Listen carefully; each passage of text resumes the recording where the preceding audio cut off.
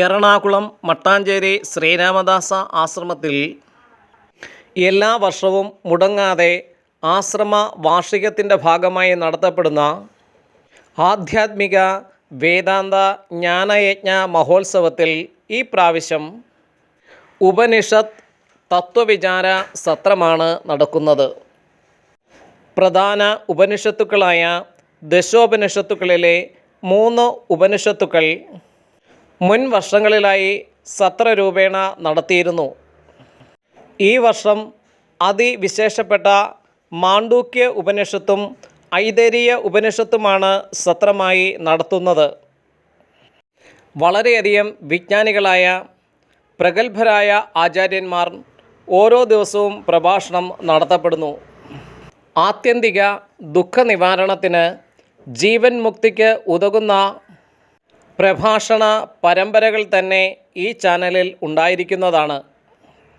വീഡിയോകൾ അപ്ലോഡ് ചെയ്യുന്ന സമയത്ത് അന്നേരം തന്നെ നിങ്ങൾക്ക് ലഭിക്കുവാൻ ഈ ചാനൽ സബ്സ്ക്രൈബ് ചെയ്ത് ബെൽ ബട്ടൺ അമർത്തി ഓൾ എന്ന ഓപ്ഷൻ ഇനേബിൾ ചെയ്ത് വെച്ചെന്നുവരെ മാത്രമേ നിങ്ങൾക്ക് ഇത് ലഭിക്കുകയുള്ളൂ. അന്നേരം തന്നെ ആമുഖമായി ഹരിസ്വാമി പറയുന്ന കുറച്ച് പ്രഭാഷണം നമ്മൾക്ക് കേൾക്കാം.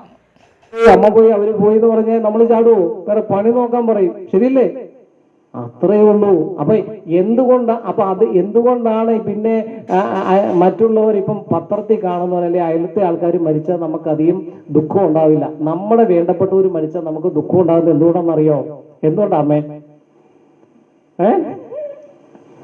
എന്നാ അപ്പുറത്തുള്ള അമ്മ പറഞ്ഞു എന്തുകൊണ്ടാണ് ദുഃഖം ഉണ്ടാകുന്നത്? നമ്മുടെ ഉള്ള ആൾക്കാരും അയ്യോ നമ്മുടെ സ്വന്തക്കാരായതുകൊണ്ടാണ് നമുക്ക് ദുഃഖം ഉണ്ടാകുന്നത് പെട്ടെന്ന് പറയാം, ശരിയല്ലേ? ഇത് ഗൃഹസ്ഥന്മാരുള്ള ചോദ്യം, ശരിയല്ലേ? നമ്മുടെ ബന്ധപ്പെട്ട് യഥാർത്ഥത്തിൽ അതുകൊണ്ടാണോ? യഥാർത്ഥത്തിൽ അവര് പോയതിന്റെ ദുഃഖമാണ് ഇപ്പൊ നമ്മുടെ സുന്ദരമ്മ അച്ഛൻ പോയി. അപ്പൊ നമുക്ക് ദുഃഖം എന്താണ്? എന്തുകൊണ്ടമ്മേ നമുക്ക് ദുഃഖം ഉണ്ടായെന്ന് പറയുന്നത്? ചിന്തിച്ചിട്ടുണ്ടോ അതിനെ കുറിച്ച്? അതെ, നമുക്ക് എന്തുകൊണ്ട് ദുഃഖം ഉണ്ടാന്ന് വെച്ച് കഴിഞ്ഞാൽ, അതായത് ചിന്തിക്കുക നമ്മുടെ സ്വാർത്ഥതയിൽ നിന്നാണ് നമുക്ക് അവർ പോയതിലുള്ള ദുഃഖം ഉണ്ടാവുന്നത്, അല്ലാതെ അവരോടുള്ള സ്നേഹം കൊണ്ട് യഥാർത്ഥത്തിൽ അല്ല എന്നുള്ളതാണ് സത്യം.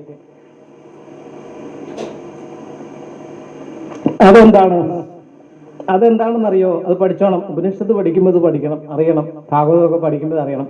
അതായത് ഇന്നോ അല്ലെങ്കിൽ ഇന്നലെയോ, പ്രസന്റ് ഓർ ഫാസ്റ്റ്, ഇന്നലെയോ നമുക്ക് അവരെ കൊണ്ട് ഉപകാരം ഉണ്ടായിരുന്നു. ഇപ്പം ഭാര്യയാണേലും പേരെടുത്ത് തന്നു, നമ്മളെ പരിപാലിച്ച് നിർത്തുന്നു, അപ്പൊ അവരെ കൊണ്ട് ഉപകാരം ഉണ്ടായിരുന്നു. അല്ലെ, നാളെ നമ്മുടെ മക്കളെ കൊണ്ട് നമുക്ക് ഉപകാരം ഉണ്ടാവും, ശരിയല്ലേ? ഉണ്ടാകും. ആ ഒരു ചിന്ത, ആ സ്വാർത്ഥതയിൽ നിന്നുള്ള സ്നേഹം, അതാണ് ഉള്ളത്. യഥാർത്ഥത്തിൽ നമുക്ക് നമ്മളോടാണ് സ്നേഹമുള്ളത്.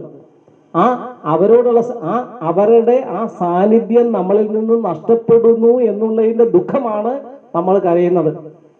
ചിന്തിച്ചു നോക്കിയാൽ നമുക്ക് മനസ്സിലാവും, ശരിയല്ലേ? അതെ, എത്ര അല്ലെന്ന് പറഞ്ഞാലും അതാണ്. അതുകൊണ്ടാണ് നമുക്ക് വ്യക്തമായി ശരി മനസ്സിലായോ? അതുകൊണ്ടാണ് നമ്മുടെ സ്വാർത്ഥതയാണ് നമുക്ക് ദുഃഖം ഉണ്ടാക്കുന്നത്. കാരണം ഇന്നലെ നമുക്ക് അവരെ കൊണ്ട് ഉപകാരം ഉണ്ടായിരുന്നു, ഇന്ന് അവര് ഇല്ല, അല്ലെ അവരെ കൊണ്ട് ഉപകാരം ഇല്ല. അതുകൊണ്ടാണ് നമുക്ക് ദുഃഖം. യഥാർത്ഥത്തിൽ എന്താണ്? നമുക്ക് നമ്മളോടാണ് സ്നേഹം, നമുക്ക് തൻ്റെ കാര്യമാണ് നമുക്ക് എപ്പോഴും താല്പര്യവും. അതിനാണ് നമ്മൾ ഈ ലോകത്തിൽ ആശ്രയിക്കുന്നതും. ഉപനിഷത്ത് പഠിപ്പിച്ചു തരുന്നതും അത് തന്നെയാണ്. അന്തരായി കൂടി നിയോഗം വരും പോലെ നദ്യ ഒഴുകുന്ന കാഷ്ടങ്ങളെ പോലെ എത്രയും ചഞ്ചലം പറയൂ സ്വാമി. ആലയ സംഗമം, ഈ ആലയം, ഈ ജീവിതം, ഈ വീടെന്ന് വെച്ചാൽ എന്താണ്? വിടുന്നതാണ് വീട്.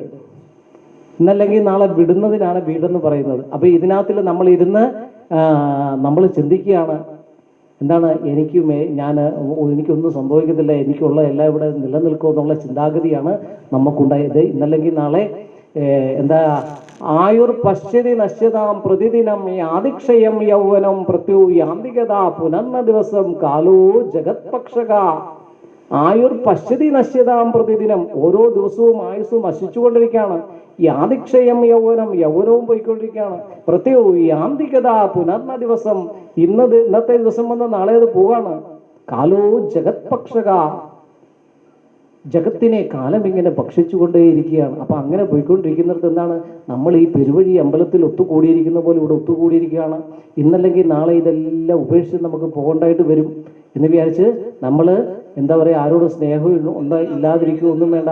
നമ്മൾ ഈശ്വരോന്മുഖമായിട്ട് എല്ലാം ഈശ്വരനിൽ അർപ്പിച്ച് ചെയ്യണമെന്നാണ് ഉപനിഷത്ത് നമുക്കിവിടെ പറഞ്ഞു തരുന്നത്, പുരാണങ്ങൾ ഇവിടെ പറഞ്ഞു തരുന്നത്, എല്ലാ വേദഗ്രന്ഥങ്ങളും നമുക്ക് പറഞ്ഞു തരുന്നത് അതാണ്. ഒരു ശ്ലോകമെങ്കിലും പഠിച്ചാൽ മതി. ഉപനിഷത്തിൽ അത് ഒരുപാടൊന്നും പഠിക്കണമെന്നില്ല. ഇപ്പോൾ ഭാഗവതത്തിലായാലും ഒരു ശ്ലോകം നമ്മൾ മനസ്സിലാക്കിയാൽ മതി. എല്ലാം പഠിക്കുന്നതുകൊണ്ട് എന്തായിരിക്കണം, നമുക്ക് ഭക്തിയും ജ്ഞാനവും വിനയവും ഒക്കെ ഉണ്ടായി, നമ്മളെല്ലാവരെയും സ്നേഹിക്കാനും ഉൾക്കൊള്ളാനും കഴിയുന്ന ഒരു മനസ്സുണ്ടായി, നമ്മൾ എന്താ പറയുക, ഏകോദര സഹോദരങ്ങളെ പോലെ കഴിയുക എന്നുള്ളതാണ് ചിന്തിക്കേണ്ടത്. അവിടെയാണ് ഈശ്വരത്വം നമ്മളിൽ ഉണ്ടാകുന്നത്. ആ ഈശ്വരത്വമാണ് നമ്മളെ മുന്നോട്ട് നയിക്കുന്നത്. അവിടെ മറ്റാരും ഇല്ലെന്ന് വരികയിലും അവിടെ ആരുണ്ടാവും? ഈശ്വരൻ ഉണ്ടാവും. ഈശ്വരൻ എന്ന് വെച്ച് കഴിഞ്ഞാൽ നമ്മളിപ്പം സ്വാമി വിവേകാനന്ദൻ പറയുന്ന പോലെ വിശക്കുന്നവന്റെ മുന്നിൽ ഭക്ഷണമായിട്ടാണ് ഈശ്വരൻ വരുന്നത്, പൈസ ഇല്ലാത്തവന്റെ മുന്നിൽ അതായിട്ടാണ് ഈശ്വരൻ വരുന്നത്. ഈശ്വരൻ എന്താണ്? ഈ ശരീരത്തെ ഉൾക്കൊള്ളുന്നവൻ, ഈ ഈശ്വരം ചെയ്യുന്നവൻ, ഈ ലോകത്ത് മൊത്തം വസിക്കുന്നവൻ, അതാണ് ഈശ്വരൻ എന്ന് പറയുന്നത്. ആ ഈശ്വരൻ സത്യധർമ്മങ്ങളിൽ അധിഷ്ഠിതമായി നമുക്കൊരു ജീവിതമാണെന്ന് വരിയിൽ നമ്മൾ നയിക്കുന്നതാണെന്ന് വരിയിൽ അവിടെ നമുക്ക് വേണ്ടതൊക്കെ നമ്മളിൽ കൊണ്ട് തരുമെന്നുള്ളത് മട്ടാഞ്ചേരിയിൽ ഇത്രയും കാലം എത്തി 14 വർഷം കഴിഞ്ഞ് 15 വർഷമായിട്ട് ഞാൻ ഒരു മാസം ഇവിടെ നിന്നിട്ട് നോക്കിയിട്ട് പോകാൻ സ്വാമി എന്ന് പറഞ്ഞ് വന്നതാണ്. അത് ഒരു വ്യാഴവട്ട കാലം കഴിഞ്ഞ് 14 വർഷം ഒരു വനവാസ കാലം കഴിഞ്ഞിരിക്കുകയാണ്. ആധ്യാത്മികമായ ഒരുപാട് കാര്യങ്ങൾ പഠിക്കാനും ഒരുപാട് തീർത്ഥയാത്രകൾ നടത്താനും സാധിച്ചു. എല്ലാം ഗുരുവിൻ്റെ കൃപ. എന്തായാലും ഈ യജ്ഞത്തിൻ്റെ തുടർഭാഗങ്ങൾ അടുത്തു വരുന്ന വീഡിയോകളിൽ ഉണ്ടായിരിക്കുന്നതാണ്. വിവിധ ആചാര്യന്മാരുടെ പ്രഭാഷണങ്ങൾ നിങ്ങൾക്ക് കേൾക്കാൻ സാധിക്കുന്നതാണ്. എന്നാൽ ശരി പ്രിയപ്പെട്ടവരെ, ഹരി ഓം നാരായണ, ഹരി ഓം, ഹരി ഓം, ജയ് സീതാറാം.